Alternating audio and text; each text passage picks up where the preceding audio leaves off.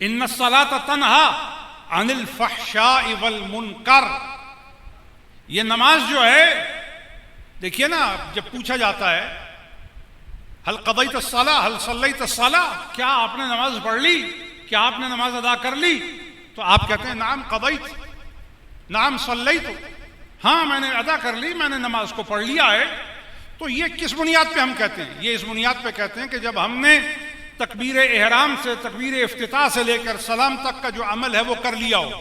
ہاں ظاہری حکم یہی ہے، فتویٰ اسی پر ہے، اور تعبیر بھی اسی سے لی جاتی ہے کہ آپ نے نماز پڑھ لی، اور دلالت بھی اسی سے لی جاتی ہے کہ وضو کیا، طہارت کا اہتمام کیا، وقت کو پایا، قبلے کی طرف رخ کیا، قیام کیا، قرات کی، رکوع کیا، سجدہ کیا، قعدہ اخیری کیا، اتحیات پڑھی، اور آپ نے یہ ساری ترکیب بجا لائی، تو آپ اس کے جواب میں کہتے ہیں ہاں یہ سب کچھ کرنے کے بعد اب میرا ذہن یہ کہتا ہے میں نے نماز پڑھ لی. لیکن قرآن کریم کا متن رشید اور متن نور مبین بتاتا ہے ان الصلاۃ تنہا عن الفحشاء والمنکر. نماز کیا ہے؟ نماز تو ایک روک ہے، نماز تو آپ کے لیے ایک حد ہے، نماز تو آپ کے لیے کواڑ ہے.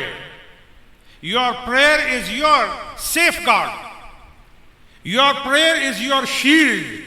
آپ کی نماز آپ کی ڈھال ہے، آپ کی نماز آپ کے لیے ایک بچاؤ ہے. Your prayers are your borders. آپ کی نماز آپ کی سرحد ہے،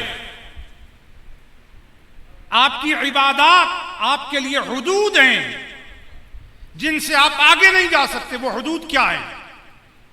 حدود یہ ہیں کہ جس نے نماز پڑھ لی اب وہ فحاشی سے نکل گیا.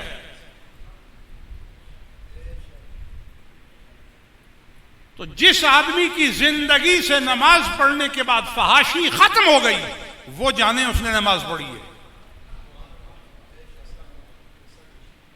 جس آدمی نے نماز پڑھنے کے بعد فحاشی نہیں چھوڑی، بے حیائی نہیں چھوڑی، ظلم نہیں چھوڑا، بدکاری نہیں چھوڑی، بدگوئی نہیں چھوڑی، بدعملی نہیں چھوڑی، بری صحبت نہیں چھوڑی، اس نے کیا نماز پڑھی ہے؟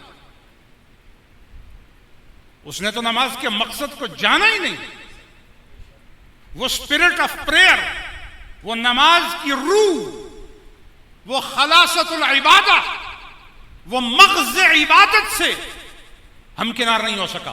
دیکھیے کوئی آدمی یہ کہے کہ میں نے کیلا کھایا اور بظاہر اس نے کیلے کے چھلکے کھائے ہوں، اگرچہ کیلے کے چھلکوں میں بھی بڑی غذائیت ہے، کیلے کے چھلکوں کے اندر بھی بڑے حیاتین ہیں، کیلے کے چھلکے کے اندر بھی بہت سے مفادات اور منافع ہیں، لیکن ان کے استعمال کا طریقہ کچھ اور ہو، ان کو اپنے مفاد میں لانے کے لیے ترکیب کچھ اور ہوگی. لیکن جب کیلا کھانے کی بات کی جاتی ہے تو اس سے مقصود کیا ہے کہ اس کے اوپر کی چمڑی کو، اس کے اوپر کے چھلکے کو، اس کے اوپر کے لباس کو ہٹا کر کے اس کا گودا، اس کا مغز اور اس کا خلاصہ جو ہے وہ حاصل کیا جائے. اسی طرح یاد رکھیے یہ جو آپ کا رکوع ہے، یہ جو آپ کا سجدہ ہے، یہ جو آپ کا قیام ہے، یہ جو آپ کی قرات ہے، یہ نماز کا لباس ہے.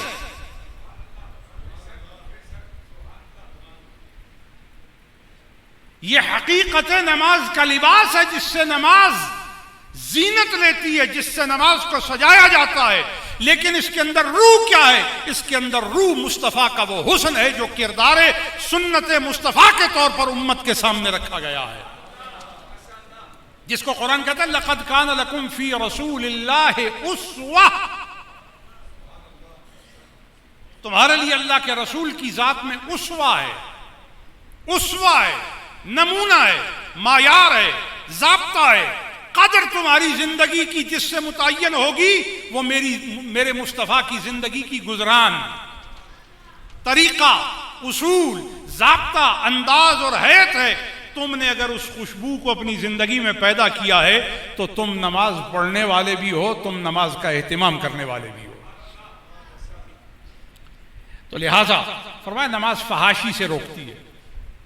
تو جب نماز پڑھنے والا، نماز کا اہتمام کرنے والا فاحش نہیں ہو سکتا، متفحش نہیں ہو سکتا، تو مجھے کہنا ہوگا کہ متن احادیث سے یہ بات ثابت ہے کہ اللہ نے یہ نبیوں کی خصوصیت رکھی ہے کہ انبیاء فاحش و متفحش نہیں ہوتے، تو گویا نماز پڑھنے والے کو نبی کریم کے کردار کی جھلک عطا کر دی جاتی ہے، اس کے اندر حسن مصطفیٰ کی خوشبوئیں رکھ دی جاتی ہیں، حسن مصطفیٰ کی ایک پربہار جھلک رکھ دی جاتی ہے، اور وہ عملی مسلمان ایسا بنتا ہے کہ اس کی پوری زندگی پاکیزگی کا ایک نصاب بن جاتی ہے۔